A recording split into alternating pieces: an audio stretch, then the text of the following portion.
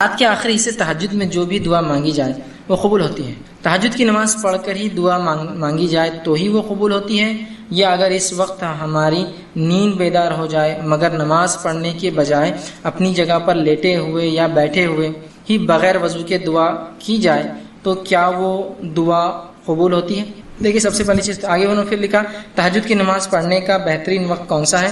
رات کے 3 بجے سے آخری حصہ رات کا شروع ہوتا ہے، تو کس وقت پڑھنا زیادہ بہتر ہے؟ اگر ہم اپنے بیڈ پر جا نماز بچھا کر نماز پڑھے تو کیا ایسا پڑھ سکتے ہیں؟ دیکھیے، سب سے پہلی چیز تو یہ کہ جو رات کے تیسرے آخری پہر میں جو فضیلت ہے، جو صحیح مسلم کی روایت ہے، عموماً ہم رمضان میں سنتے ہیں لیکن یہ سال بھر کے لیے حدیث کیا ہے؟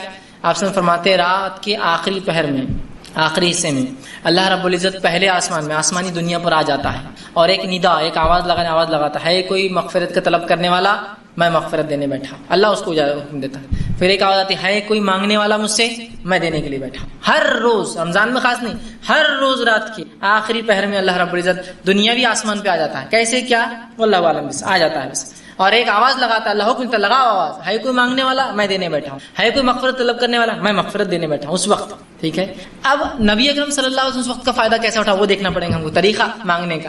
آپ صلی اللہ علیہ وسلم نماز پڑھتے تھے۔ اب یہ الگ بات ہے کہ آپ رات میں اٹھ جائے، چونکہ جو کاغذ پر آتے میں خواتین کے سوال سمجھتا ہوں تو ان کے حساب جواب دیتا ہوں۔ اگر آپ رات میں اٹھ جائے اور آپ کی حالت ایسی نہ ہو کہ آپ نماز پڑھ سکتی ہو فرض، یا کوئی بھی نماز پڑھنے کی حالت نہ ہو، تب میں کہہ سکتا ہوں پھر آپ دعا کر لیں، اس رات کے وہ حصے کا فائدہ اٹھا لیں دعا کی شکل میں۔ لیکن اگر آپ عام حالت میں جب آپ پاک ہوتے ہیں تو پھر تو آپ کو نماز پڑھنا، اس لیے کہ آپ صلی اللہ علیہ وسلم دعا کی اور نماز پڑھ کر، تو ہم نماز پڑھیں گے، اس لیے کہ عبادت کے بعد اگر نماز یا کوئی کام کیا دعا کرے تو یہ بہت اچھا موقع ہوتا ہے اور ایک وہ وسیلہ بن جاتا ہے وہ عبادت آپ کی دعا کے لیے، یاد رکھیے۔ تو آپ تہجد پڑھیے، اس لیے کہ اٹھ کر نماز پڑھنے میں جو مشقت ہے اس مشقت کا بدلہ بھی اللہ دیتا ہے۔ اٹھ کر نماز پڑھیے، اس نماز کے پڑھنے کے بعد آپ دعا کیجیے، یہ زیادہ بہتر اور افضل، اور یہی طریقہ نبی اکرم صلی اللہ علیہ وسلم ملتا ہے۔ سوائے اس کے کہ آپ ایسی حالت میں نہ ہو نماز پڑھنے کی، تو آپ رات میں اٹھ جائیں، نیند میں ہو تو دعا کر لیں، اس لیے آخری پہر ہے، لیکن اصل طریقہ تو یہی کہ تہجد پڑھیں۔ کون سا وقت بہتر ہے؟ تہجد کا سب سے افضل وقت آخری حصہ رات کا شروع ہوتا ہے عشاء کی بعد سے، آخری جو پہر آخری حصہ ہوتا ہے وہ تو رات میں بہرحال یہ مختلف علاقوں میں مختلف راتیں کا ڈیوریشن ہوتا ہے تو وقت بدل جائے گا۔ جیسے ہمارے پاس اورنگ آباد کے اندر فجر کا وقت جو ہے تقریباً 4:15 یا 20 منٹ سے شروع ہوتا ہے، ممبئی میں 4:40 سے ہو رہا ہوں ان دنوں میں، یا 4:20 یا 4:25 سے شروع ہوتا ہے، تو اس کے اعتبار سے 4:25 سے پہلے آپ کو تہجد پڑھنا پڑ جاتا ہے۔ بہت سے لوگ سمجھتے ہیں جب تک فجر کی اذان نہیں ہوتی تب تک وقت رہتا ہے تہجد کا اور سحر کا۔ ہمارے پاس فجر کی اذان، فجر کے وقت سے آدھا گھنٹہ، پون گھنٹہ، 1 گھنٹہ لیٹ ہوتی ہے، ٹھیک، تو اس کا وقت آپ کو ٹائم ٹیبل لائیے گھر میں، اس میں دیکھیے اور اس کے مطابق آپ کو عمل کرنا ہوگا۔ آگے سے کچھ بات دیکھ لیتے۔ سب سے پہلے تہجد کی فضائل میں دیکھیے قرآنی آیت بھی اور احادیث بھی موجود ہے، اتنا وقت نہیں کہ میں تمام چیزیں لوں، مختصر رکھتا ہوں آپ کے سامنے۔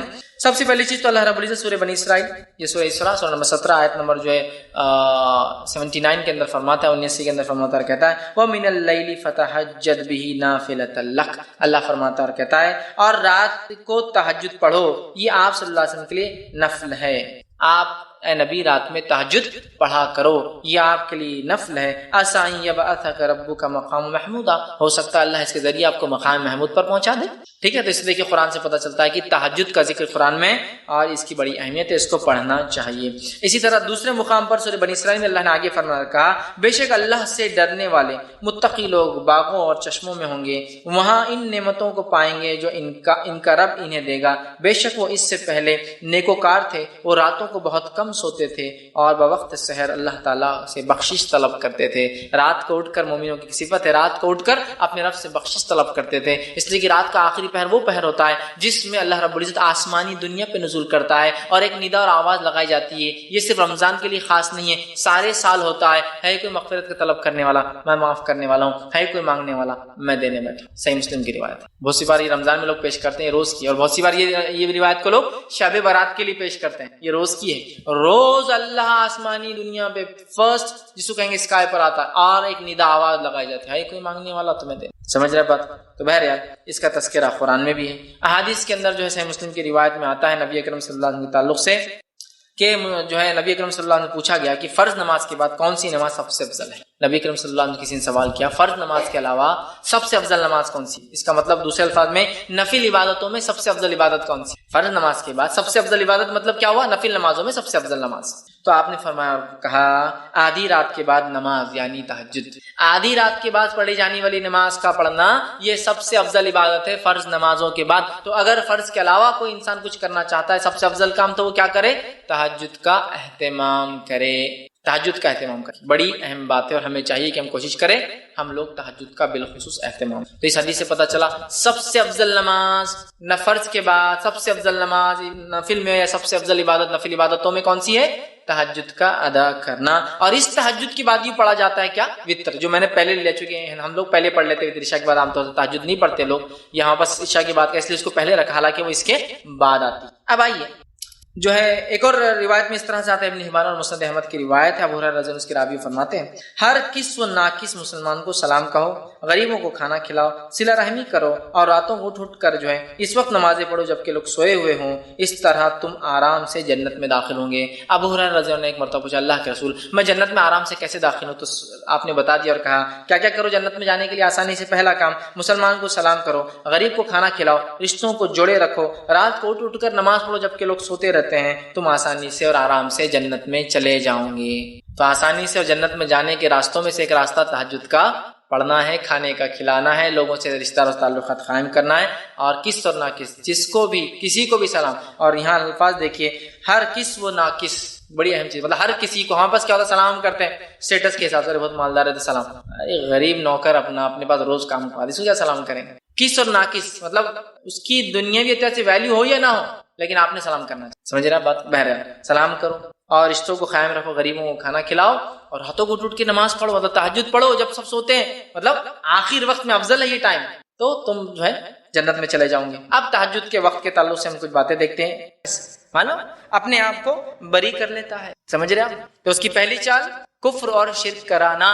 جتنی چیزوں کی اللہ کے ساتھ یا اللہ کے علاوہ دنیا میں عبادت ہوتی ہے وہ طاغوت ہے اور وہ شیطان ہے. سمجھ رہے آپ؟ چاہے وہ کسی بھی فارم میں، کسی بھی شکل میں، کسی بھی شیپ میں، کسی بھی چیز کا بناؤ، اگر اللہ کے ساتھ یا اللہ کے علاوہ ہے وہ کفر ہے اور وہ شیطان کی عبادت ہے. جو اس پر مر گیا، دیکھیں جس نے کیا توبہ کر لے تو توبہ تو کبھی بھی ہوتی، جو مر گیا تو پھر اس کی بخشش اور مغفرت نہیں ہے. اس لیے کہ حدیث میں آتا ہے نبی اکرم صلی اللہ علیہ وسلم جو ہے سجدہ کریں گے قیامت دن، کلمات پڑھیں گے، اللہ تعالیٰ کہیں گا اے محمد صلی اللہ علیہ وسلم اٹھو شفاعت کرو، قبول کی جائیں گے. آپ کرتے جائیں گے. پھر آخر میں اللہ رب العزت بیان کریں گا اے محمد صلی اللہ علیہ وسلم اب جہنم میں صرف کافر اور مشرک رہ گئے ہیں. تو نبی اکرم صلی اللہ علیہ وسلم پھر اٹھ جائیں گے، صرف کافر. سمجھے؟ ایک روایت میں آتا ہے صحیح بخاری کی کہ ابراہیم علیہ السلام جو اپنے والد کو دیکھیں گے کہ انہیں جہنم میں ڈالا جا رہا ہے تو کہیں گے اللہ میری ایک دعا تھی جو دنیا میں آپ نے قبول نہیں کی تھی، آج قبول کر لو کہ آپ مجھے رسوا نہیں کرو گے والد کے معاملے میں. اللہ تعالیٰ کہیں گا ابراہیم کیا تم نہیں جانتے میں نے مشرک اور کافر پہ جنت کو حرام کیا ہے لیکن رسوا نہیں کروں گا، اللہ نے کہا تھا نا. تو اللہ کہیں گا اپنے قدموں میں دیکھو. ابراہیم سے اپنے قدموں میں دیکھیں گے تو ایک بچھو کی شکل، کالا بچھو ہوگا، اٹھا کر جہنم میں ڈال دیا جائے گا. مطلب ان کے والد کی شکل بدل دی جائیں گی تاکہ رسوائی نہ ہو. دیکھنے سے رسوائی ہوتی نا، شکل چینج کر دی جائیں گی بس، لیکن بخشا نہیں جائے گا، معاف نہیں کیا جائے. سمجھ رہے آپ؟ ٹھیک ہے. تو مشرک اور کافر، تو پہلا کام وہ چاہتا ہے کہ ہم شرک اور کفر کا یاد رکھیے، یہ سب سے بڑا اس کا مشن ہے، یاد رکھیے. اور مختلف قسم کے شرک اور کفر میں لوگوں کو لگاتا ہے. دوسرا گناہوں اور برائیوں کو اچھا بنا کر پیش کرتا ہے. گناہوں اور برائیوں کو اچھا بنا کر پیش کرتا ہے. یہ اس کا ایک بہت بڑی اس کی چالوں میں سے ایک چال ہے، یاد رکھیے. اور یہ چال اس نے جو ہے آدم علیہ السلام اور حوا علیہ السلام، پہلے انسان، ہمارے ماں باپ کے ساتھ بھی یہی چال چلی. بری چیز کو اچھا بنا کے دکھانا، پیش کرنا. اللہ رب العزت نے کہا تھا آدم تم اور تمہاری بیوی اس جھاڑ کے قریب مت جانا. ابلیس نے آگے کیا کہا؟ ارے اگر تم اس جھاڑ کے قریب چلے جاؤ اور اس کا پھل کھا لو نا ہمیشہ زندہ رہوں گے اور ایسی ملکیت ملیں گی مول جو کبھی ختم نہیں ہوگا. تو آدم علیہ السلام اور کہا میں قسم کھاتا ہوں میں تمہارا خیر خواہ ہوں، کھا لو. اس نے کیا کیا؟ اس برے جھاڑ کو جس کے پاس قریب جانے کا حکم نہیں تھا اچھا بنا کے بتایا. کیا کرتا ہے؟ گناہ اور برائیوں کو اچھا بنا کے پیش کرتا ہے. جیسا آج ہمارے سامنے ہو رہا ہے، مختلف گناہ اور مختلف چیزیں ہم اچھی سمجھتے ہیں اور کرے چلے جا رہے ہیں. مثال تو میں آپ کو کئی مثالیں برائی کو اچھائی بنانے کی. جیسا ایک مثال آج کے جدید دور کے اندر اکنامیکل سسٹم کے اندر انٹرسٹ ہے. انٹرسٹ کے لیے انگلش میں جو لفظ یوز ہوتا ہے یوسری ہے، سود خوری، لیکن ذرا سخت لفظ دکھتا ہے نا، ہلکا دکھتا ہے انٹرسٹ تھوڑا سا. انٹرسٹ مطلب میرا مفاد ہے اس میں. انٹرسٹ جو انگلش کا عام لفظ ہے انٹرسٹ، وہ انٹرسٹ جس کے لیے یوز ہوتا ہے، میرا مفاد ہے، میرا بھی اس میں کچھ حصہ انٹرسٹ ہے. سمجھتے ہیں تو یوسری لفظ ہے لیکن وہ نہیں یوز ہوتا اس لیے کہ ارے بڑا ہے. جیسا کہ کوئی آدمی کہے کہ یہ تو ان کا مفاد ہے، انٹرسٹ ہے، اور کہے یہ سود خور ہے، کتنا برا لگتا ہے نا. تو انٹرسٹ چیزوں کو کیا کرتا ہے؟ نام تبدیل کر دیتا. تو انٹرسٹ کھائے چلا جا رہا مثلا، ارے نہیں حلال ہے نا، انشاءاللہ ایک تفصیلی عنوان ہے اس پر. تو انٹرسٹ نام چینج کر دیا، مسلمان میں لگا ہے. اسلام نے کیوں انٹرسٹ کو حرام قرار دیا؟ اس لیے کہ باقی سارے معاملات میں انسان جب انسان پہ ظلم کرتا ہے تو ایک سے ایک ہے، ایک سے کہیں کو ہوتا ہے، لیکن انٹرسٹ ایک ایسا سسٹم ہے جس کا نقصان پوری انسانیت کو اٹھانا پڑتا ہے. معلوم ہے انٹرسٹ والی اکنامی کا نقصان ساری انسانیت کو اٹھانا پڑتا ہے. جس کی مثال میں دوں، حال ہی میں جو حالات ہوئے کہ یورپین یونین سے جو ہے انگلینڈ نکل گیا.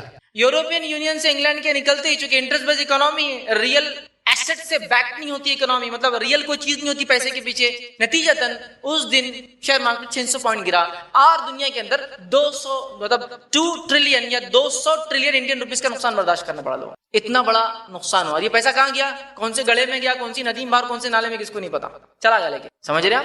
تو انٹرسٹ تو نام بدل کے پیش کرتا ہے. اسی طرح نشوں کا آج حال دیکھیے، نشے، شراب خوری اور مختلف جدید اور قدیم ناموں سے جو نشے چلتے کتنے کامن یوز ہو رہے ہیں. نوجوان اس میں لگے ہیں، کچھ لوگ ہیلتھ کے نام پہ لگے ہوئے، باڈی بنتی بولے سے، سمجھ رہے ہیں؟ مطلب اپنی صحت بنانے کے نام پر لوگ جو ہے نشہ کر رہے ہیں. دیکھیے آپ کامنلی ہو رہا ہے، اتنا کامنلی اس سے کوئی امتحان نہیں. ٹھیک ہے، تو چیزوں کو کیا کرتا ہے؟ نام بدل کے پیش کرتا ہے. برائی کو اگر میں یہ کہوں آئیے آج شام میرے پاس دعوت ہے اور آپ سب کو جو شراب پلانے والا ہوں، تو آپ بولیں گے واہ جناب آداب آنے والے ہم سب شام. اب بولیں کیا احمق آدمی، کتنا بیوقوف آدمی، کتنا فلاں آدمی، کتنا برا آدمی. اب میں آپ کو آ کر بول رہا ہوں کہ آج شام میں آئیے، میں کیسا ڈرنک پلاؤں گا جس کے پینے صحت بن جائیں گی، فلاں ہوں گا، پرانے غم بھول جائیں گے اور نئی یادیں تازہ ہو جائیں گی، فلاں ہو جائیں گا اور نئی دنیا میں ہم پہنچ جائیں گے، بڑا لطف آئیں گا، بڑا مزہ آئیں گا. ارے فیض بھی بولے تو کچھ ہوں گے، چلو پی کے آتے ذرا. نام بدلنے سے چینج ہو گیا نا. اب اس کو کچھ تو بھی نیا نام دے رہا ہوں میں، یہ مشروب، وہ مشروب، وہ ڈرنک اور وہ ڈرنک، اور آدمی پی رہا ہے. سمجھا؟ نام بدل کے چیزوں کو پیش کرنا یہ اس کی چال ہے. اسی طرح جو ہے تیسری چیز جو انسانوں کے خلاف چلتا ہے وہ یہ ہے کہ شراب اور جوئے کے ذریعے لوگوں کے بیچ میں عداوتیں ڈالتا ہے. تیسری چال کیا ہے اس کی؟ شراب اور جوئے کے ذریعے لوگوں میں عداوت ڈالتا ہے. میں اس کو خاص ہی پوائنٹ کو لا رہا ہوں، شراب اور جوا. حالانکہ دو ایسی چیزیں وہ برائی کے اس میں زمرے میں آ جاتی ہے، لیکن میں الگ سے کیوں لا رہا ہوں؟ شراب اور جوئے نے جو نقصان کیا انسانیت کو، نقصان کسی نے بھی نہیں کیا. شراب اور جوئے نے جو نقصان کیا انسانیت کو، اتنا کسی نے بھی نہیں کیا. آج سب سے زیادہ گھر جس چیز کی وجہ سے ٹوٹتے ہیں، سب سے زیادہ ریپ جس چیز کی وجہ سے ہوتے ہیں، سب سے زیادہ کرائم جس چیز کی وجہ سے ہوتے ہیں، سب سے زیادہ ایکسیڈنٹ جس چیز کی وجہ سے راتوں میں ہو رہے ہیں، اس کے پیچھے کیا وجہ ہے؟ اس کے پیچھے وجہ ہے شراب، الکوہل. شراب اس کے پیچھے وجہ. لیکن بڑی افسوس کی بات ہے کہ حکومتیں کھلے عام اس کو چلنے دے رہی ہیں. دوسری چیزوں پہ تو بین لا رہی ہے ایک کے بعد ایک، لیکن کھلے عام اس کو چلنے دے رہی جو اتنے گھر ٹوٹنے کی وجہ ہے. اور جوا کیا نقصان پہنچاتا ہے انسانیت کو؟ ہم جانتے ہیں جوئے نے لوگوں کی حکومتیں ختم کر دی. جوئے کی بنیاد پہ لوگ اپنی بیویوں کو جو ہے لوگوں نے داؤ پہ لگا دیا اور جو ہاتھ سے گنوا دیا. جوئے کی وجہ سے لوگوں نے اپنی ماں بہنوں کی عزت گنوائی ہے. معلوم آپ کو گاؤں وغیرہ میں لوگوں کو یہ واقعات مشہور اور آج بھی ہوتے ہیں کہ بیٹی کو داؤ پہ لگا دیا اس نے جوئے میں. چلے جوئے کی وجہ سے آج جو کچھ ہو رہا ہے، ویسے آپ کو جوا بولے تو آپ وہ مت سمجھیے ایسا کونے میں کچھ لوگ بیڑی پیتے بیٹھے ہوئے اور وہ پتے یوں ڈال رہے، وہ جوا نہیں ہے. اب تو اسٹینڈرڈ جوا ہوتا ہے، کریڈٹ کارڈ ڈال کے مشینیں چلا کے کھڑ کسینوں میں ہوں میں، جوا تھوڑی کھیل رہا ہوں. قرآن نے جوئے کو حرام کرا دیا، کسینوں تھوڑی حرام ہے. او بس 5 تینوں آ گئے جیک پاٹ اور میرا فلاں ہو گیا، میں ملین یہ بن گیا وہ بن گیا، یہ ہو رہا ہے. تو شکلیں چینج ہو چکی ہے. اور کچھ شکلیں تو یہ ہے جس کو لوگ بڑا اعزاز کے ساتھ فخر کے ساتھ علانیہ کرتے ہیں، ہائی سوسائٹی میں رہنے کا طریقہ مانتے ہیں. ایک تو وہ بیچارہ جواری ہے، جوا تو جوا ہے، گناہ تو گناہ ہے، غلط تو غلط ہے. لیکن وہ جواری ہے جو سڑکوں کے کونوں میں بیٹھ کے پولیس اس کو تو گرفتار کر ہی لیتی ہے کہیں نہ کہیں. لیکن یہ وائٹ کالر جواریاں جو دنیا کو داؤ پہ لگا رہے ہیں، ملکوں کو داؤ پہ لگا رہے ہیں، ان کا کیا؟ تو جوا اور شراب کے ذریعے لوگوں میں عداوت ڈالنا. اور جوا اور شراب کیوں حرام ہے؟ اس لیے کہ اس سے عداوتیں پیدا ہوتی ہیں. عداوت سمجھتے نا، دشمنیاں پیدا ہوتی ہے. ایک بار جوا کھیلا، اگلی بار جوا نہیں جیتا تو اب تیرا قتل کر دوں گا، چونکہ میں تو ہار جا رہا ہوں نا، نیکسٹ ٹائم اس کا بدلہ لینے کا طریقہ قتل کر دو، چونکہ پیسہ چلا گیا، دوسرے دن مرڈر. وجہ جوا. شراب پی لیا، غلطی. اور شراب پینے والے کا تو کیا حال ہے میں سمجھتا ہوں، بولنے کی ضرورت نہیں ہے. بہت ساری بار اب وہ جو سستی والی پیتے ہیں بیچارے، تو وہ تو ایسا حال ہوتا ہے کہ وہ راستے پہ نالی کا جانور ان میں فرق بھی نہیں سمجھتا، دونوں ایک جگہ پڑے ہوئے رہتے ہیں آرام سے. دونوں پڑے ہوئے، جانور بھی ہے، کتے بھی ہے، سور بھی ہے، اور وہ بھی پڑا ہوا ہے بیچ میں. یہ اس کا حال ہوتا ہے. وائٹ کالر والوں کا الگ رہتا ہے، ان کو سنبھالنے کو 2 لوگ رہتے ہیں، سنبھال کے گھر تک پہنچا دینا. ٹھیک ہے، سمجھ میں نہیں آتا اپنا حلال مالدار کے اپنی اخلاق کو کیوں مارتے ہیں لوگ، سمجھ میں نہیں آتا ہے. اس لیے کہ بولے دنیا کے غم سے ہم پریشان ہیں. تو غم کو بھلانے کے طریقے ہیں، غم کو مٹانے کے طریقے ہیں. اور جو دکھ دنیا میں ملتے ہیں اس کا بدلہ جب ملیں گا آخرت میں، جب انسان یہ سوچ لے تو انشاءاللہ پھر کوئی غم باقی بھی نہیں رہتا ہے. ہر غم کے بدلے صبر کرتا ہے اور بدلہ پاتا اپنے رب سے، ہے نا. اگر ایمان والا ہے تو، نہیں ہے تو ایمان لا لے تو مسئلہ حل ہو جائیں گے انشاءاللہ. تو شراب اور جوا اس کے ذریعے وہ لوگوں میں عداوتیں پیدا کرتا ہے، یاد رکھیے. اور بہت ساری چیزیں اللہ رب العزت نے قرآن میں سورہ مائدہ سورہ نمبر 5 آیت نمبر 90 کے اندر فرمایا اور کہا کہ شیطان کے تعلق سے اللہ نے فرمایا بلا شبہ شیطان تو یہ چاہتا ہے کہ شراب اور جوے کے ذریعے تمہارے درمیان دشمنی بغض ڈال دے اور اللہ کے ذکر اور نماز سے تمہیں روک دے. کیا ہوتا ہے؟ ایک تو عداوت اور دشمنی ہوتی ہے جوا اور شراب میں، اور اللہ کے ذکر نماز سے انسان رک جاتا ہے. اب بتائیے کہ انسان جوا کھڑا نماز کو کہاں جاتا ہے؟ نماز کو کہاں جاتا ہے؟ نہیں جاتا ہے نا. شرابی کی نماز پڑھ سکتا ہے؟ اس کو تو ہوش نہیں نا، کیا پڑھنا، اللہ اکبر کہنا ہے، کیا کہنا ہے، ہوش نہیں ہے نا. تو یہ دو کام کرا کر وہ کیا کرتا ہے، اس کی چال ہے، یاد رکھیے، انسانیت کو کفر اور شرک کی طرف یا کم از کم اسی گناہ میں مار دیتا ہے، یاد رکھیے. اور ہمیشہ شراب پینے والے کے تعلق سے حدیث میں جو شخص ہمیشہ شراب پیتا اور اس پہ موت آ جائے اس کا حساب مشرکین کے ساتھ ہوگا، جیسے کہ اس نے بت کی عبادت. اور جو لوگ دنیا میں نشہ کرتے ہیں، نبی اکرم صلی اللہ علیہ وسلم فرماتے ہیں روز قیامت دین الخبال نامی ایک مشروب، ایک ڈرنک پلایا جائے گا. تو صحابہ نے کہا دین الخبال کیا ہے؟ تو فرمایا جہنمیوں کے آنگ میں سے نکلنے والا خون پیپ اور گندا جو مادہ ہوگا وہ ہے دین الخبال. جو نشہ دنیا میں کرتا تھا اللہ وہ پلائے گا. آگے ہم بڑھتے ہیں. چوتھی چیز جو اس کی چالوں میں سے ایک ہے وہ یہ ہے بندے کی عبادت خراب کرنا. اب ٹھیک ہے، یہ تو بہکانا والا گناہ والا. اب کیا ہے جو آپ نیک کام کرے اس اور ہماری عبادتوں کو خراب کر، جس کی مثال ایسی ہے. نبی اکرم صلی اللہ علیہ وسلم نے ایک حدیث دیکھتے ہیں کہ بندوں کی عبادت خراب کرنے کے تعلق سے وہی ہے کہ نبی اکرم صلی اللہ علیہ وسلم کے پاس ایک صحابی آئے اور انہوں نے کہا اللہ کے رسول، شیطان میری نماز کے اندر جو ہے میری قرات کے درمیان حائل ہو جاتا ہے، گڑبڑ کر دیتا ہے، بھلا دیتا ہے، مکس اپ کرا دیتا ہے یا میں بھول جاتا ہوں. ٹھیک ہے، تو کہا حائل ہو جاتا ہے اور مجھے اس میں شک اور شبے میں مبتلا کر دیتا ہے، ڈاؤٹس نماز میں، رکعتوں میں اور قرآن کے پڑھنے میں ڈاؤٹ میں لا دیتا ہے، مبتلا کر دیتا ہے. تو رسول اللہ صلی اللہ علیہ وسلم فرمایا کہا وہ شیطان ہے جسے خنزب کہا جاتا ہے. ایک نماز کو خراب کرنے کے لیے ایک شیطان کا ایک اسپیشل ٹائپ ہے وہ خنزب. تو یہ خنزب ہے اور جو ہے کہا جاتا ہے لہٰذا تم نماز میں ایسا محسوس کرو تو 3 مرتبہ الٹے ہاتھ پر اللہ میں پناہ مانگ کے اعوذ باللہ من الشیطان الرجیم 3 بار تھوک دو لیفٹ سائڈ. تم یہ کرو. پھر وہ آئے اور کہ اللہ کے رسول اب میں ویسے ہی کرتا ہوں، اب اس کے وسوسے آنا بند ہو. ٹھیک ہے. ایک دوسری روایت کے اندر آتا ہے، اوپر والی روایت مسلم کی تھی، یہ روایت بخاری کی ہے. نبی اکرم صلی اللہ علیہ وسلم فرماتے ہیں جب اذان ہوتی ہے تو شیطان پیٹ پھیر کر بھاگنے لگتا ہے اور نہ صرف بھاگتا ہے ہوا بھی خارج کرتا ہے زور زور سے کہ اذان کی آواز کان میں نہیں آتی. جب اذان ہو جاتی ہے پھر آ جاتا ہے، اذان تک بھاگ گیا، پھر اذان ہو جاتی ہے تو اس سے ہوا خارج ہوتی ہے اور وہ اتنا دور چلا جاتا ہے کہ اذان کی آواز نہ سن سکے، کانوں میں نہیں پڑتی. پھر اذان ختم ہونے کے بعد وہ واپس لوٹ آتا ہے. پھر جب اقامت ہوتی ہے تو ایک بار پھر بھاگ جاتا ہے، اقامت ہوتی ہے پھر بھاگ جاتا ہے نکل کے، پھر بھاگ جاتا ہے. جب اقامت ختم ہو جاتی ہے تو دوبارہ لوٹ آتا ہے اور بندے کے دل میں وسوسے ڈالتا ہے اور کہتا ہے فلاں چیز یاد کر، فلاں کام یاد کر جو تو بھول گیا، اور بندے کو وہاں یاد آ جاتا ہے. اور اس حد تک وہ وسوسے ڈالتا ہے کہ بندے کو رکعتوں میں گڑبڑ کرا دیتا ہے، بھول جاتا ہے کتنی رکعت شیطان. اور دیکھیے آپ خاص بات ایسا ہوتا بھی ہے. اب بندہ گیا جلدی جلدی وضو کیا، جا کر رکعت باندھی اللہ اور ہاتھ باندھا، اور ہاتھ باندھتے ارے 2 مہینے پہلے کلیکٹر آفس کا کام پینڈنگ ہے، پورے دن یاد نہیں آیا، مہینوں یاد نہیں نماز میں. اب پورا ٹائم کیا کروں، آفیسر کیا بولیں گا کہ 2 مہینے لیٹ ہو گیا نا سب. لاتی وضو کر رہے ہیں آپ، وضو کر رہے ہیں، عبادت خراب، وضو کر رہے ہیں ابھی نماز میں، وضو ہی کر رہے ہیں آپ، وضو کر رہے ہیں آپ. اب وضو کر کے اٹھتے ہی بولتا ارے کوئی عادت سوکھا تو نہیں رہ گیا. تو کچھ لوگوں کو جب یہ وسوسہ ڈالتا ہو پھر جاتے پھر شروع کرتے پورا، جب پورا دھو لیتے پھر بولتا ارے کچھ باقی تو نہیں رہ گیا، پھر وہ وضو کرنا شروع کر. حالانکہ 3 بار کر لیا، پھر دوسرا وضو، پھر تیسرا بھی کرتا. بس وضو ہو گیا تو وضو کے بعد جب انسان اٹھ جاتا ہے بولتا ارے ہوا تو خارج نہیں ہو گئی، وسوسہ ہے یہ حقیقت نہیں، ارے لگ رہا ہے یار، واپس پھر وضو کر کے آتا. یہ کرتا ہے. دیکھیے کامنلی ہوتا ہے. بہت سے لوگ بولتے ہیں مجھے پرابلم ہوتی وضو کے بعد. نہیں، وہ شک ہے آپ کا، پرابلم کچھ بھی نہیں ہے آپ کو، شک ہے، وسوسہ ہے. آپ وضو جیسے تیسے ہمت کر کے کر اس لیے جا کے نماز میں کھڑے ہوئے کہ وہ کامیاب دلائے کچھ تو بھی نہ ہے. ارے بیگم نے یہ بولے تب تک نہیں، ارے بچے کی فیس رہ گئی، ارے فلاں پینڈنگ کام، ارے کارپوریشن کا، ارے کلیکٹر آفس کا، ارے دکاندار کا، ارے کرایہ دار کا، ارے فلاں ارے فلاں. اب شروع ہوا، اب کون سی رکعت چل رہی نہیں معلوم. امام کے پیچھے تو سمجھو معاملہ چل گیا.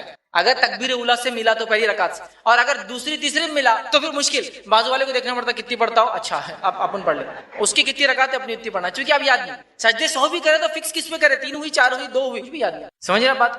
اور یہ ایسے حالت ہو گئے، ایسی حالت ہو گئے کہ ہمیں یاد نہیں یاد. حالت یہ کہ رکعت باندھی وسوسہ آیا، دکان پہ کیا چل رہا ہے کہ تو پھر سیلری شروع ہو گئی کاؤنٹنگ، اس کو اتنی دے دیتا یہ مہینے، اس کو اتنی کر دیتا حساب، اس کا فلاں کر دیتا، اس کو وہ کرتا. اب نکلتے اس کو کان پہ رکھ دیتا، اس کو وہ کرتا، اس نے یہ کر رہا، پڑوسی وہ سب باتیں طے. نماز ہوتی مطلب جیسا نماز میں پوری فکریں کر کے ہم نکل کے باہر جا کے امپلیمنٹ کرتے اس کو، چلو عمل میں لاؤ، میں نے کیا کیا سوچا نماز کے اندر. یہ حالت ہے ہماری. یہ شیطان کر. اعوذ باللہ من الشیطان الرجیم آپ کو پڑھنا ہوگا، پناہ مانگیں گی ورنہ عبادتوں کو خراب کر. عبادتوں اور یہ وسوسے اور شک نے بہت سارے انسانوں کی عبادتیں خراب کر دیا.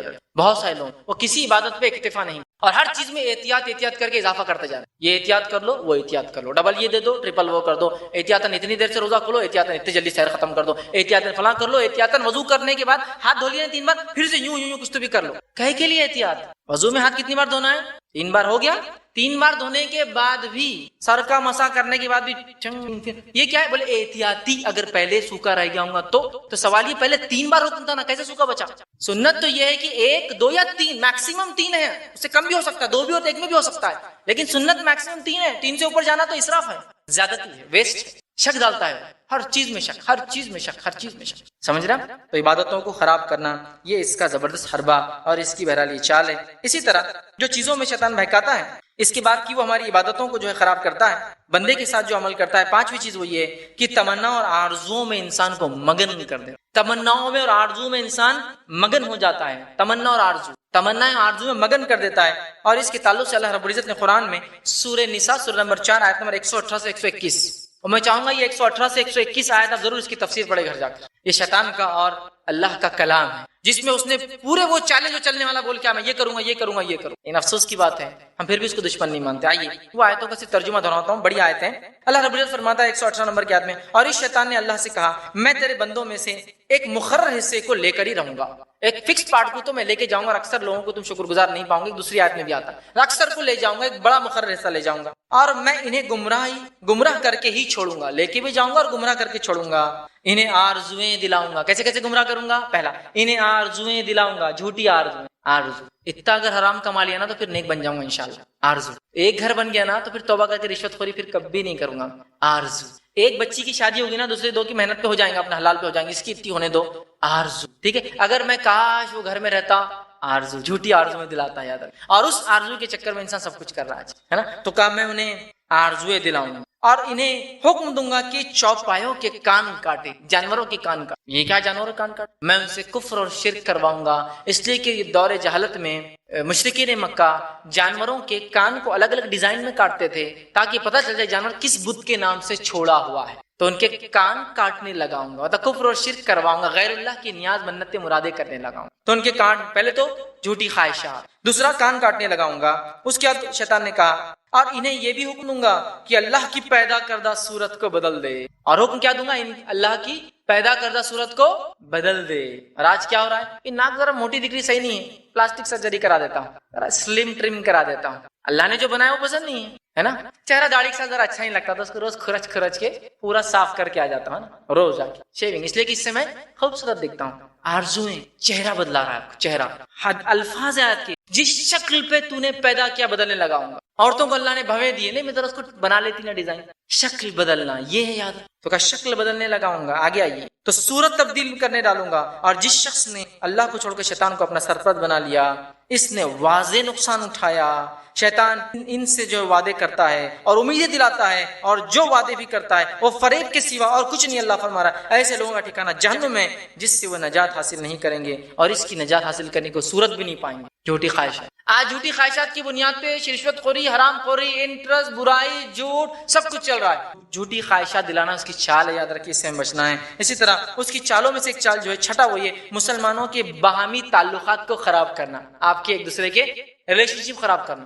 آج آرگنائزیشنز، گھر، ملک، سارے لوگ کیوں پریشان ہیں؟ ایک دوسرے سے تعلقات اچھے. ہمارے ملک کے بڑے ملک سے تعلقات اچھے نہیں، پورا ٹینشن دونوں ملک میں. پڑوسی سے تعلقات اچھے نہیں، پورے محلے کے اندر ٹینشن.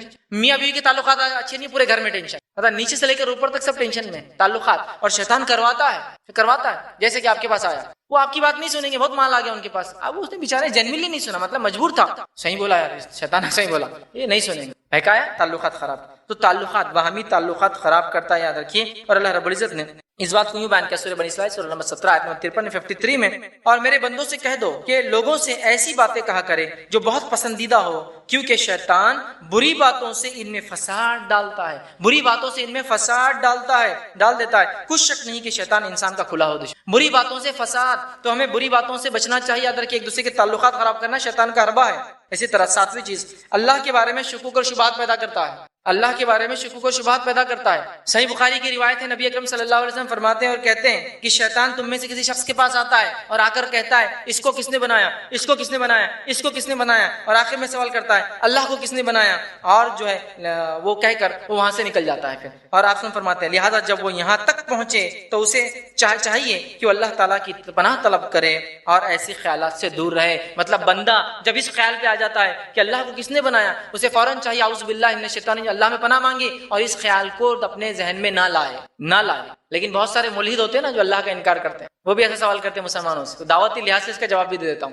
اس لیے کہ اگر کوئی یہ کہے کہ اللہ کو کس نے بنایا، ٹھیک ہے، ایک مثال سے بات سمجھانے کی کوشش کرتا ہوں، کوئی کہے کہ اے کو کس نے بنایا تو آپ کہیں گے بی نے بنایا، تو سوال یہ بی کو کس نے بنایا تو سی نے بنایا، سی کو کس نے بنایا تو ڈی نے بنایا۔ کوئی نہ کوئی تو ایک پہلا ہوگا جو خود سے بنا ہوگا، اس کا کوئی اینڈ نہیں ہے اس سوال کا، کوئی نہ کوئی تو ہے، وہ جو سب سے پہلا وہی اللہ ہے، انکریٹڈ جس کو سمجھی، جو پیدا کرتا ہے وہ پیدا نہیں ہو، سمجھے آپ، تو کہیں نہ کہیں ہے۔ لیکن شیطان کیا کرتا ہے، ذہن میں بات ڈال دیتا ہے، جب وہ خیال آتا ہے نکل کے جاتا ہے۔ تو ایسا خیال ہے تو اعوذ باللہ من الشیطان الرجیم پڑھ لے، اور اس خیال کو سوچنا نہیں چاہیے بار بار۔ ہمارا وجود ہمارے بنانے والے کے وجود کی دلیل ہے، ہمارا وجود ہمارے بنانے والے کی دلیل ہے، ختم۔ باقی تفصیلات میں جاننے کی ضرورت نہیں، چونکہ کبھی کبھار ہماری عقلیں کچھ چیزوں کو نہیں سمجھ پاتی ہے۔ دنیا کے اندر کچھ کمپلیکیشن، کمپیوٹر کی بہت ساری چیزیں لوگ بولتے ہیں میں کو نہیں سمجھتا، رب کے تعلق سے کمپلیکیٹ ایشوز ہے، تو ہم اتنا سمجھ لے ہے چونکہ ہم ہے اس کا مطلب رب ہے، بنانے والا ہے مطلب کریشن ہے تو کریٹر ہے اس کا مطلب، ٹھیک۔ اسی طرح آٹھویں چیز جو بہکانے کا اس کا طریقہ ہے وہ یہ کہ رات کا سایہ پڑنے پر شیاطین زمین میں پھیل جاتے ہیں اور نقصان پہنچانے کی کوشش کرتے ہیں انسانوں کو۔ رات ہوتی زیادہ پہنچاتے ہیں، ویسے دن میں پہنچاتے ہیں لیکن رات میں زیادہ اٹیک کرتے ہیں، یاد رکھیے نقصان پہنچاتے ہیں۔ صحیح بخاری کی روایت ہے، نبی اکرم صلی اللہ علیہ وسلم نے فرمایا جب رات کا سایہ پڑے تو اپنے بچوں کو باہر نکلنے سے روکو، کیونکہ عین اسی وقت شیاطین پھیل جاتے ہیں۔ مغرب کے وقت رات کا سایہ پڑا تھا، مغرب شیطان پھیل جاتے ہیں، تو بچوں کو اندر کر لو اپنے۔ پھر فرمایا پھر جب رات کی ایک ساعت گزر جائے، ایک وقت گزر جائے، ایک وقفہ گزر جائے تو انہیں چھوڑ دو، پھر کوئی مسئلہ نہیں، پھر انہیں چھوڑ دو۔ لیکن جب وہ ہوتی ہے نا، مطلب دن کو رات جب گھیرتی ہے اس وقت شیاطین وہاں اس وقت آتے ہیں، تو کہا پھر ایک ساعت ایک وقت گزر جائے پھر ان کو جو ہے چھوڑ دو، اور تم بسم اللہ پڑھ کر اپنا دروازہ بند کیا کرو، بسم اللہ پڑھ کر اپنا چراغ بجھایا کرو، بسم اللہ پڑھ کر اپنے پانی کی مشکیز وہ بوٹل یا کچھ بھی آج کے زمانے میں رنجن جو بھی بولیں گے اس کو بند کیا کرو۔ اسی طرح فرمایا بسم اللہ پڑھ کر اپنے برتن ڈھانپا کرو، اگرچہ ایک چوڑائی کے برابر لکڑی کی نہ، مطلب پورا ڈھانکنے کو نہ بھی تو کچھ نہ کچھ ڈھکا کرو۔ برتن کو ڈھک کے رکھنا چاہیے رات میں، معلوم آپ کو نبی اکرم صلی اللہ علیہ وسلم نے فرمایا برتن کو کھلا مت رکھو، اس لیے کہ رات میں بیماریاں نازل ہوتی۔ اب آپ کا سوال کوئی بول سکتا ہے ڈھکن میں سے نہیں جا سکتی کیا؟ ہمیں حکم ہے ڈھاک دو، وہ کیسے عمل ہوتا ہے، وہ کیوں نہیں جاتا ڈھانکنے کے بعد نہیں پتا، حتیٰ کہ اگر کچھ نہ ہوتا آپ فرمایا لکڑی ڈھک دو، پوری نہ بھی ہو تو خالی ایک لینتھ بھی کور ہو جائے تو کافی، کچھ نہ پانی کی چیزوں کھلا نہیں چھوڑنا چاہیے، بند رکھنا چاہیے، لیکن کیسا بسم اللہ پڑھ کر ڈھاکو، بسم اللہ پڑھ کر کھولو، بسم اللہ پڑھ کر ڈالو، بسم اللہ کا نام لو اس میں، ٹھیک ہے۔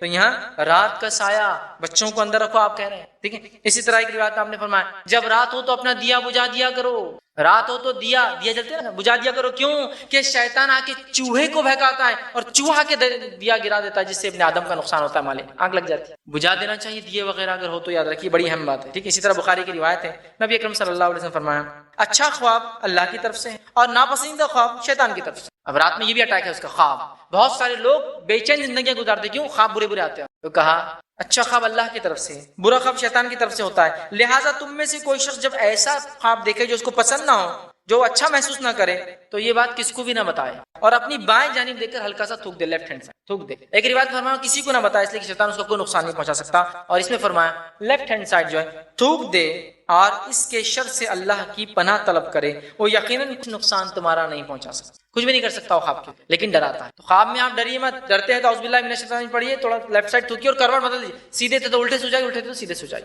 سمجھ ہے، یہ اس کا طریقہ ہے۔ تو رات کے یہ بھی ایک شر ہے۔ اسی طرح 10ویں چیز جو اس کے چالیں اس میں سے ایک چال ہے، پیدائش کے وقت بچوں کے پہلو میں انگلیاں چباتا ہے، پیدائش کے وقت بچوں کے پہلوؤں میں سائڈ میں انگلیاں چباتا ہے، کیوں کہ بچہ روئی زور، سمجھ رہا؟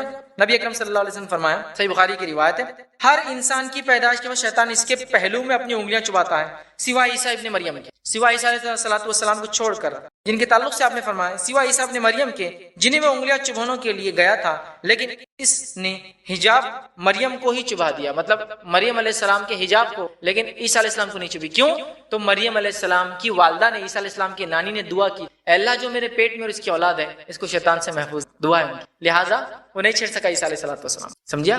باقی سب کو چھڑتا ہے۔ اس سے کیا فائدہ ہوتا ہے؟ جب بچے کو چبایا بچہ رو رہا ہے، زیادہ روتا ہے تو والدین پتہ نہیں کیا کیا شرکیہ کام شروع کر دیتے، یہ چٹاؤ، وہ کھلاؤ، یہاں اتارو، وہاں جھکاؤ، وہاں دباؤ، وہاں لگا کے لاؤ اس کو، ہے نا, اس کی مانگ لو, اس کی مانگ لو, مطلب منت, تو پھر بچہ روئے گا نہیں. یہ شیطان کر رہا ہے. کیا پڑھنا چاہیے آپ کو شیطان آئے تو اعوذ باللہ من الشیطان الرجیم, لیکن مسئلہ نہیں معلوم تو وہ چباتا ہے, تو اس سے بچہ روتا ہے زبردست. سمجھ رہا, ٹھیک ہے. اسی طرح 11ویں چیز جو اس کے چالے ہیں, وہ چالوں میں سے ایک ہے غصہ دلانا اور ایک دوسرے سے لڑانا. غصہ دلا کے ایک دوسرے سے لڑانا, غصہ شیطان کی طرف سے ہوتا ہے, یاد رکھیے. آئیے روایت اس طرح سے کہ بخاری کی حدیث ہے اور نبی اکرم صلی اللہ علیہ وسلم نے فرمایا, آپ بیٹھے تھے اور دو آدمیوں میں جھگڑا ہو گیا اور ایک نے دوسرے کو گالی دی. دوسرے انسان کو اتنا غصہ آیا اس آدمی کو کہ اس کی ناک پھول گئی, چہرہ لال ہو گیا. ایسا ایک سانڈ ہوتا ہے نا, لڑنے سے پہلے ایک دم ناک پھلا کے پیر کو وہ کرتا ہے, ناک پھول گئی اور اس کو غصہ آ گیا, ٹھیک ہے, اور غصہ آ گیا اور چہرہ سرخ اور لال ہو گیا اور رگیں اس کی پوری پھول گئی غصے کی وجہ سے. تب نبی اکرم صلی اللہ علیہ وسلم, میں ایک ایسا کلمہ جانتا ہوں اگر یہ وہ کلمہ پڑھ لے تو غصہ جاتا رہے گا. اعوذ باللہ من الشیطان الرجیم اگر یہ پڑھ لے تو اس کا غصہ جاتا رہے گا اور غصہ اس کا ختم. ٹھیک, غصہ ہے تو کیا پڑھنا ہے, اعوذ باللہ من الشیطان الرجیم. ہم نہیں پڑھتے ہیں, بلکہ غصہ ہے تو بازو والا کے کوئی تو بہکاتا, ارے ایسا کر رہا تھا پہلے بھی کیا, دے دو, رکھ دو, فلاں کرو, مار دو اس کو, یہ کر دو, وہ کر دو, اور غصے میں انسان کو تو اس کی چال ہے آپ کو غصہ دلانا. جیلوں میں اکثر لوگ جو بھرے ہوئے ہیں نا, وہ صرف غصے میں آ کر کرائم کیے ہوئے ہیں, غصے جوش میں آ کے یہ وہ کر لیا اور بس جیل میں چلے گئے. غصہ شیطان کی طرف چال ہے اس کی. اسی طرح باہری اس کی چالوں میں سے ایک چال یہ ہے, موسیقی وغیرہ کے ذریعے انسان کو مگن رکھتا ہے, برائی کی طرف مگن رکھتا ہے. موسیقی کے ذریعے, میوزک کے ذریعے, اچھی آوازوں کے ذریعے, ٹھیک ہے. موسیقی اسلام میں یاد رکھیے حرام ہے. کوئی اچھے کلام پڑھے, اس میں مسئلہ نہیں, نظم پڑھے, ٹھیک ہے, اچھے نعتیہ کلام ہو جو نبی اکرم صلی اللہ علیہ وسلم کی تعریف میں ہو, نہ غلو ہو نہ ان کی تعریف کو کم کرتے ہو, ٹھیک ہے, یا اچھی کوئی نظم پڑھتا ہے, اچھے اشعار پڑھتا ہے, یہ تو جائز ہے. لیکن یہاں موسیقی اور وہ گانا بجانا اور وہ راگ اور وہ گانے ہیں جو انسان کو شرک اور کفر کی طرف اور انسان کو انٹاکسیکیشن, نشے کی حالت پیدا کر دیتے ہیں, جس کے بغیر انسان رہ نہیں سکتا. آج ہم میں سے کتنے لوگ ہیں جب تک ہینڈ سیٹ میں کچھ بجے نہیں سکون نہیں آتا, جب تک گاڑی کے اندر کچھ پلے نہیں ہوا سکون نہیں آتا, جب تک ڈیسک ٹاپ یا اپنے لیپ ٹاپ پہ بیٹھے کچھ سنے نہیں سکون نہیں آتا, جب تک کلبز اور پبس میں جا کے زور سے میوزک نہیں سنے سکون نہیں آتا. تو کم از کم کچھ نہیں تو 15 دن میں ڈوز لے کے آتے, جا کر کے ناچ گا کر آتے. اور یہ بہت زبردست ذریعہ ہے شیطان کا بہکانے کا. اللہ رب العزت فرماتا ہے سورہ بنی اسرائیل سورہ نمبر 17 آیت نمبر 64 میں اللہ نے فرمایا, اور ان میں سے جس پر تیرا زور چلے اپنی آواز کے ساتھ اسے بہکا لے. اللہ نے فرمایا اے شیطان, ان میں سے جس پر تیرا زور چلے اپنی آواز سے بہکا لے. تو یہاں لفظ بصوتک, تیری آواز, تو یہاں آواز سے مراد جو ہے یہ وہ آواز ہے جو موسیقی کے ساتھ ہوتی ہے اور انسان کو دین سے دور کرتی ہے, غافل کرتی ہے اور گمراہ کرتی ہے. یہ وہ آواز یاد رکھ. تو یہاں ہم دیکھ رہے ہیں یہ شیطان کی کچھ چالیں تھی. اسی طرح اس کی چالوں میں سے ایک چال ہے بیماریوں کو پھیلانا. ایک روایت میں نبی اکرم صلی اللہ علیہ وسلم فرماتے ہیں شیطان عورت کے جسم میں اور رحم میں جاتا ہے, رحم یوٹرس, بچے دانی جس کو عام زبان میں, رحم میں جاتا ہے اور جانے کے بعد ایک رگڑ مارتا ہے جس سے خون نکلنا شروع ہو جاتا ہے رحم سے, جبکہ وہ حیض کا خون نہیں ہوتا ہے. وہ ایک رگ کو پھاڑ دیتا ہے, اس کو بازل بولتے ہیں, جس سے خون نکلتا ہے اس کو استحاضہ بولتے ہیں عربی. اس سے نماز کا کوئی تعلق نہیں, طہارت لے اور نماز پڑھ سکتے, لیکن شک میں ڈال دیتا ہے عبادت میں استحاضہ کی وجہ سے, تو بیماریاں پھیلاتا ہے. اسی طرح صحیح الجامع کی روایت میں کہ شیطان تعفن کو پھیلاتا ہے. تعفن سمجھتا ہوں, ایپیڈیمک ڈیزیز, ایسی کوئی بیماری جو ایک ساتھ کئی لوگوں کو ہوتی ہے, ہزاروں لوگ مر جاتے ہیں, یہ شیطان کی طرف سے. نبی اکرم صلی اللہ علیہ وسلم فرمایا پچھلی قوموں کے لیے یہ عذاب تھا, لیکن میری امت کے لیے ایپیڈیمک جو ہے یہ عذاب نہیں ہوگا. جو اس میں مارا جائے گا وہ شہید کہلائیں گے, اس میں جو مارا جائے گا انتقال کرے گا, کیونکہ شیطان کی طرف سے. تو بیماریاں بھی پھیلاتے ہیں, بیماریاں پھیلا کے کیا کرتے ہیں, انسانوں کو کفر اور شرک کی طرف لے جاتے ہیں, انسانوں سے غلط اور حرام کام کرواتے ہیں.